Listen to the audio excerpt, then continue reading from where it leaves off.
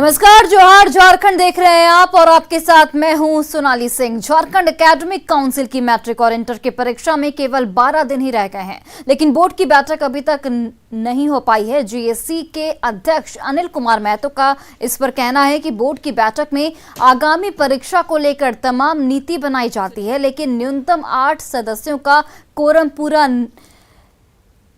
नहीं हो पा रहा है। ऐसे में बैठक नहीं होने की वजह से परीक्षा को लेकर बजट भी तैयार नहीं किया गया है। हालांकि उन्होंने ये भी कहा कि कम सदस्यों के साथ ही काउंसिल परीक्षा को लेकर तैयारी की जा रही है। नहीं हो पाई है, कोराम नहीं है मेरे पास। हम कोराम होता है जितना हम लोग को जरूरत है। हम लोग सिर्फ अभी अध्यक्ष, उपाध्यक्ष, 2 निर्देशक, 3 MLA से ज्यादा हम लोग के पास नहीं है अभी। हम लोग सब रेडी हैं, परीक्षा के लिए टोटल रेडी हैं। हम लोग का आंसर बुक सब जगह गिर चुका है। क्वेश्चन पेपर आपको होली के पहले सब ट्रेजरी के पास पहुंच जाएगा। आपका हर जिला में पहुंच जाएगा और सेंटर में पहुंच जाएगा होली के पहले ही में। तो इसलिए हम लोग पूरी तरह से तैयार हैं। मतलब जैक ने पूरी तैयारी कर ली है जैक, उसमें कोई दिक्कत नहीं। काल परीक्षा है आपका MMPS का जी, मुख्यमंत्री वाला जो मेरिट वाला, तो कल है उसका भी तैयारी हो चुकी है पूरा। अच्छा। और खबर गिरिडीह से, जहां के नक्सल प्रभावित देवरी प्रखंड के भेलवा घाटी में करीब 16 किलोमीटर लंबी सड़क का निर्माण हो रहा है। फतेहपुर मोड़ से बिहार सीमाना बोगी तक बन रही सड़क निर्माण की लागत करीब 44 करोड़ बताई जा रही है, लेकिन इसके निर्माण में बड़ी अनियमितता बढ़ती जा रही है। लोगों का आरोप है कि यहां सड़क निर्माण में इस्तेमाल की जा रही बिटुमिन की क्वालिटी सही नहीं है। सड़क निर्माण में बढ़ती जा रही अनियमितता का जायजा लिया हमारे संवाददाता एजाज अहमद ने।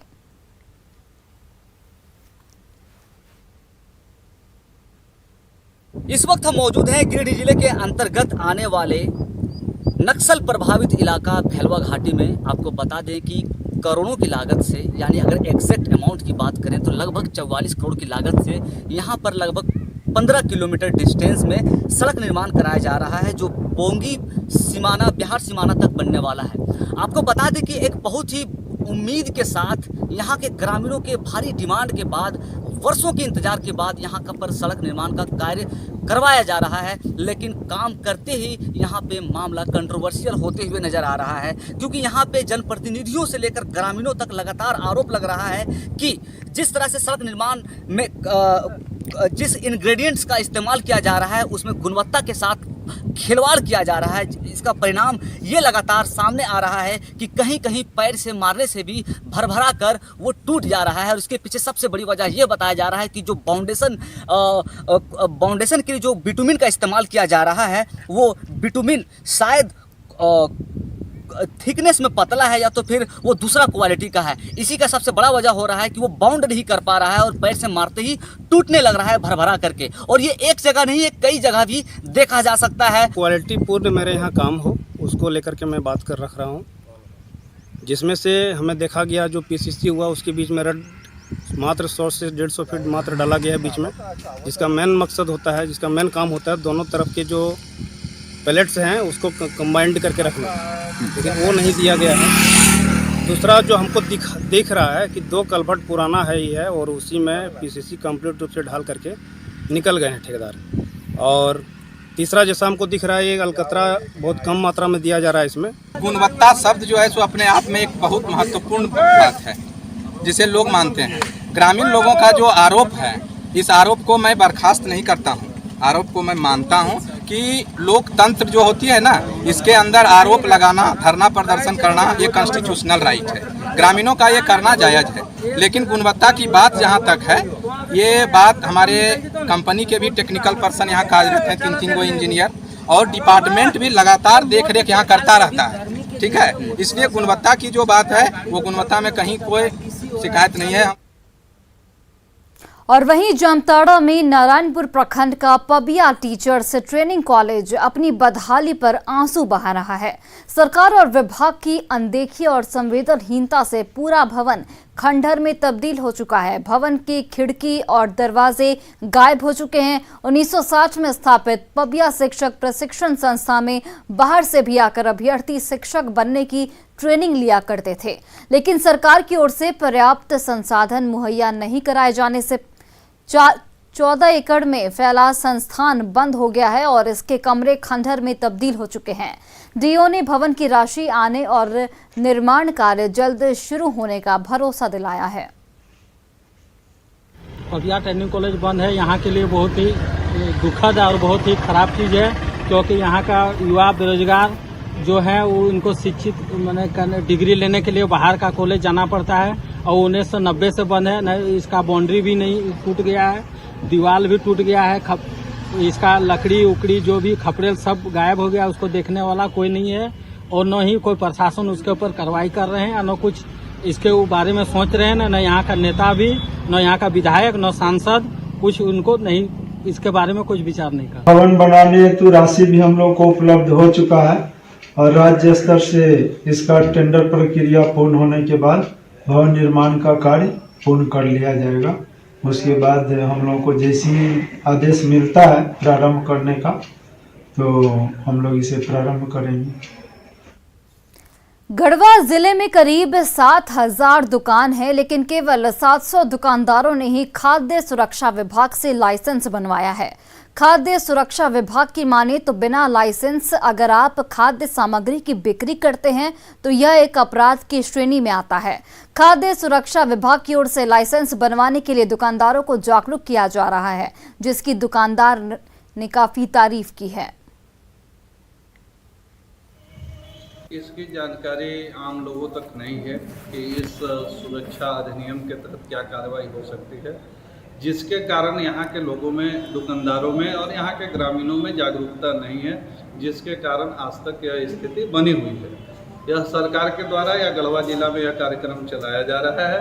निश्चित तौर पे दुकानदारों को आकर के आगे अपने लाइसेंस को बनवाना चाहिए और उपभोक्ताओं तक सुरक्षित खाद्य पदार्थ उपलब्ध कराना चाहिए। गढ़वा जिला के तीनों अनुमंडल में कैंप भी लगाया जा रहा है और इसके लिए प्रचार प्रसार भी किया गया है और मीडिया के द्वारा, न्यूज़पेपर के द्वारा और पैम्फलेट भी बंटवाया गया है और ऑटो से भी प्रचार प्रसार किया गया है। तो अब अगर लोग इस पर भी लाइसेंस या रजिस्ट्रेशन नहीं लेते हैं तो उन पर कार्रवाई की जाएगी और जुर्माना भी किया जाएगा।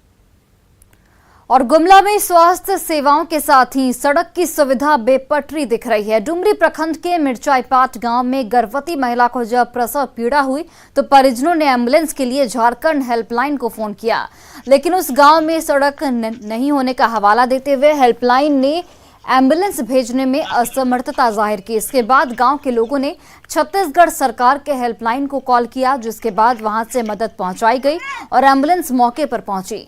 परिजन महिला को डोली में बिठाकर गांव के बाहर तक लाए, जिसके बाद उसे बेहतर इलाज के लिए जशपुर अस्पताल ले जाया गया है। अभी हुआ है, ये बहुत ही दर्दनाक और बहुत ही खराब है और इसमें हम लोग अपने स्तर से ये जगह को तो चिन्हित करते हुए यहाँ पर प्रस्ताव भेजेंगे हैं। इसके अलावा भी हम लोग और भी ऐसे बहुत जगह हों जहाँ पर इस तरह की घटनाएं और ना हो, जो बहुत क्रिटिकल है, उस तरह के चीज़ों को हम लोग अटैच करेंगे। हम लोग झारखंड में फोन लगाए तो नहीं लगा, इसलिए छत्तीसगढ़ से लगा लेने के लिए 108 वाला गाड़ी को बुलाए, घर से धो के लाए। बहुत हर बार ऐसे ही होता है।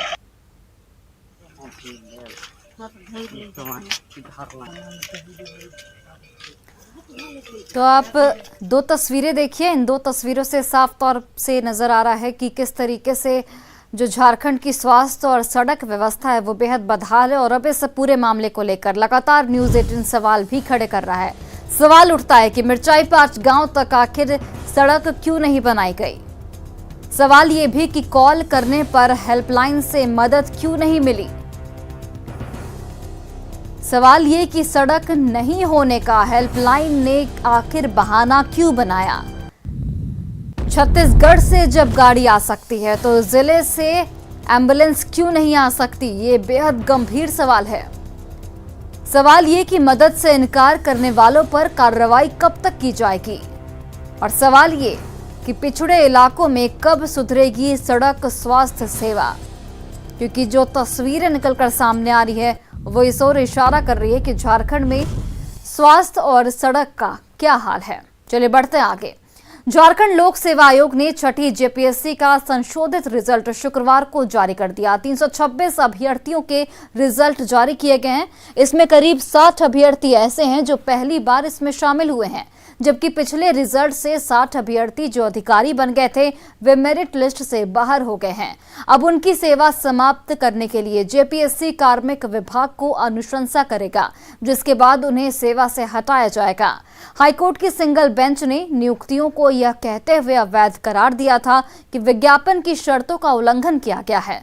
पेपर 1 हिंदी और अंग्रेजी में सिर्फ क्वालिफाइंग मार्क्स लाना था, लेकिन जेपीएससी ने इसे कुल प्राप्तांक में जोड़ दिया है। इसके बाद चयनित अभ्यर्थियों ने डबल बेंच में इसे चुनौती भी दी थी, लेकिन डबल बेंच ने फैसले को बरकरार रखा। रांची में कोविड की वजह से बंद हुए स्कूल अब खुल चुके हैं, लेकिन कोरोना के बीच स्कूल बंद होने से बच्चों ने पिछली कक्षाओं में जो भी सीखा था वो अब उसे भूलने लगे हैं। अब इन बच्चों को दोबारा से पिछली कक्षाओं की सीखी हुई बातों को सिखाना है, जो शिक्षकों के लिए सबसे बड़ी चुनौती है। अच्छा, क ख ग आता है? सुनाओ तो एक बार। क ख ग घ ढ च छ झ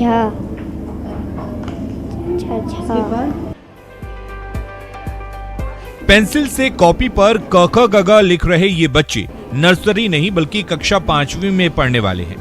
ये तस्वीर किसी गांव कस्बे की नहीं है, बल्कि राजधानी रांची की है।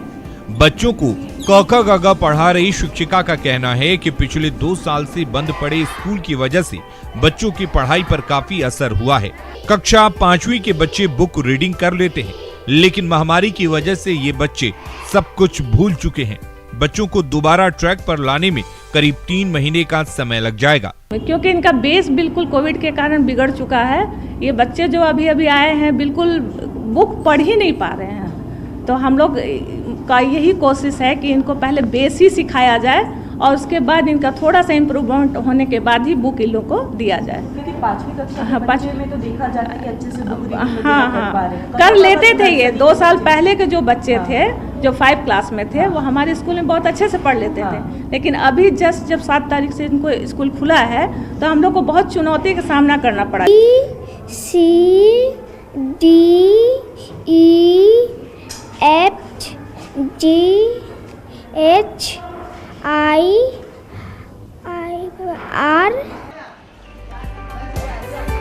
तो वहीं तीसरी क्लास में पढ़ने वाले बच्चों का भी हाल देखिए।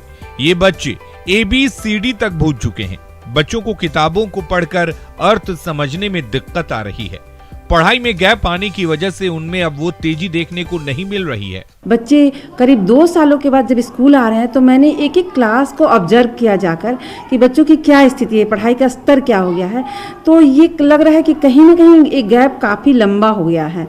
अब बच्चे 3 क्लास में हैं तो उन्हें 1-2 का नहीं आ रहा है, 7 के बच्चे हैं उन्हें 4-5 का नहीं आ रहा है। तो वैसे कंडीशन में हम सारे टीचर्स मिलकर एक प्लान बनाए हैं कि सारे बच्चों को पहले बेसिक शुरुआत कराया जाए। लॉकडाउन के दौरान ऑनलाइन क्लास का ठीक से न चल पाना, इंटरनेट और मोबाइल जैसी सुविधाओं का न होना और पढ़ाई के प्रति अरुचि ने बच्चों को काफी पीछे धकेल दिया है। हाल ये है कि नर्सरी में जो चीजें सिखाई जाती हैं, वो चीजें अब कक्षा 5वीं के छात्रों को सिखाई जा रही हैं। रांची से संवाददाता कोमल बहल की रिपोर्ट। रामगढ़ के रजरप्पा स्थित प्रसिद्ध सिद्धपीठ मां छिन्नमस्तिका मंदिर में श्रद्धालुओं की ओर से चढ़ाए गए बेलपत्र और फूल से अगरबत्ती और अबीर गुलाल बनाया जा रहा है। इसे लेकर मंदिर परिसर के नदी से सटे छोर के पास प्लांट किया गया है। यहां हर दिन करीब 50 किलो अगरबत्ती और 100 किलो अबीर गुलाल बनाया जा रहा है, जिससे 8 महिलाओं को रोजगार मिल रहा है। अभी मैं मौजूद हूँ रामगढ़ के रजरप्पा स्थित प्रसिद्ध सिद्धपीठ मां छिन्नमस्तिका मंदिर परिसर में। आप हमारे पीछे देख सकते हैं, यहाँ पर कई मशीनें लगाई गई हैं। दरअसल इन मशीनों से मंदिर में चढ़ाए जाने वाले फूल और बेलपत्र से अगरबत्ती और अबीर गुलाल बनाने का काम यहाँ पर किया जा रहा है। DMFT फंड से जिला प्रशासन ने इस कार्य को शुरू कराया है ताकि यहाँ के से पास में बहने वाली दामोदर और भैरवी नदी को प्रदूषण से बचाया जा सके। यहाँ पर सीधे बात कराते इस कार्य से जुड़े एक व्यक्ति से, वो बताएंगे कि कितना अगरबत्ती, कितना अबीर गुलाल और किस तरह से यहाँ काम हो रहा है, बताइए। यहाँ पर जितने भी मंदिर का चढ़ावा वाला फूल और बेलपत्र है उससे अगरबत्ती और गुलाल बनाया जा रहा है। तो 50 केजी अगरबत्ती और 100 केजी गुलाल का क्षमता है प्रत्येक दिन का।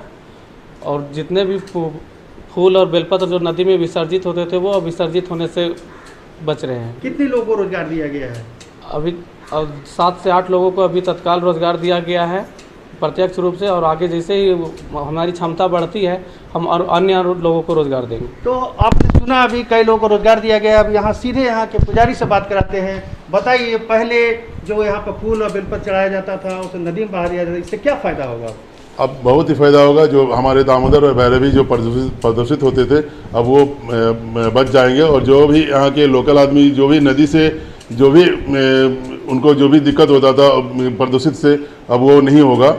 अब उसको एक स्वच्छ पानी मिलेगा पीने के लिए, और जो भी फूल बेलपत्र जो भी मंदिर से निकल रहा है उसका अगरबत्ती और गुलाल बन रहा है, जो यहाँ के स्थानीय लोगों के लिए भी अच्छा है और माँ के चढ़ाने के लिए भी अगरबत्ती जलाने के लिए भी एक अच्छा स्वच्छ अगरबत्ती मिलेगा, और हमारे ग्रामीणों को भी यहाँ पर रोजगार मिला है। एक बहुत ही अच्छा पहल है। आप समझ सकते हैं कि यहाँ के अगरबत्ती से घरों की और मंदिरों की खुशबू तो बढ़ेगी ही, साथ ही अबीर गुलाल से, अभी होली है उससे लोग अबीर गुलाल से होली भी खेलेंगे। यहाँ काम करने एक महिला से बात कराते, बताइए कितने लोगों को रोजगार मिला है, कैसा लग रहा है रोजगार पाकर? यहाँ 7 से 8 लोगों को यहाँ रोजगार मिल रहा है। यहाँ मंदिर को फूल, ये अगरबत्ती और गुलाल बनाने के लिए। आप समझ सकते हैं स्थानीय लोगों को रोजगार से जोड़ा गया है, और जिला प्रशासन की योजना है कि आगे और लोगों को भी इस रोजगार से जोड़ा जाएगा। यहाँ पर कई मशीनें लगाई गई हैं जिसे आप कैमरे के माध्यम से देख सकते हैं। ऐसे में समझा जा सकता है कि अब मंदिर से निकलने वाले फूल और बेलपत्र से अगरबत्ती और अबीर गुलाल बनेगा, साथ ही दामोदर और भैरवी प्रदूषित होने से बचेगी। जावेद खान, न्यूज़ 18 रामगढ़।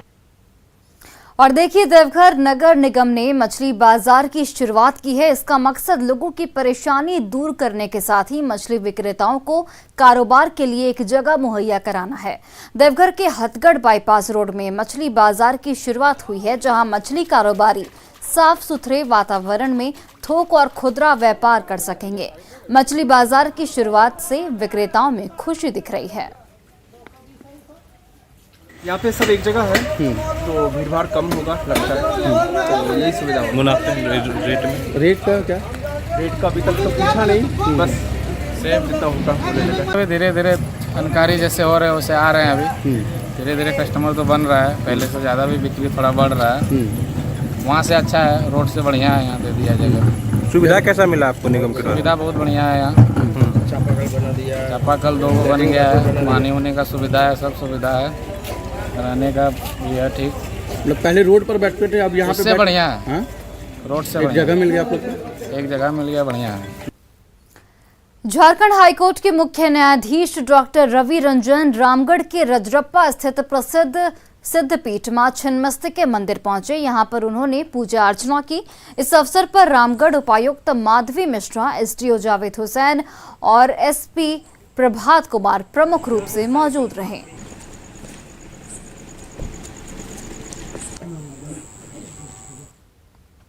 बचपन से ही पोलियो से ग्रसित लोहरदगा की सुश्रिता आज समाज में अपनी उपस्थिति दमदार तरीके से रख रही हैं। पोलियो से ग्रसित सुश्रिता न ठीक से चल पाती हैं और न ही बोल पाती थी, लेकिन अपने बुलंद हौसले से उसने न केवल पढ़ाई पूरी की बल्कि अच्छे अंकों से बीटेक भी पास किया। करीब 1 साल पहले उसकी काबिलियत देख लोहरदगा डीसी ने कंप्यूटर ऑपरेटर की नौकरी ऑफर की। फिलहाल सुश्रिता निर्वाचन शाखा में कंप्यूटर ऑपरेटर हैं। सुश्रिता की प्रतिभा की सहकर्मी भी तारीफ करते हुए नहीं थकते हैं। मैं यही की हूँ, बट मेरे पिताजी मिजोरम में काम करते थे तो वहीं पे ये गए थे। एक्चुअली यहाँ पे मैं अगर रहती तो मैं पढ़ाई सब नहीं कर पाती। मेरे को इसी से पढ़ाई ताकि मैं अपना पैरों पर ख्याल रखूँ, मैं कुछ करूँ, मैं किसी और पे डिपेंड नहीं रहूँ। इनके साथ काम करके हम लोग को बहुत अच्छा लगता है। ये हम लोग की बात को समझ पाती है और हम भी इनके बात को हम लोग भी समझ पाते हैं। जो चीज़ हम लोग को नहीं आता है इनसे पूछते हैं तो ये बताती है, बहुत ही इंटेलिजेंट। और फिलहाल इस बुलेटिन में बस इतना ही। आप देखते रहिए न्यूज़ 18 बिहार झारखंड।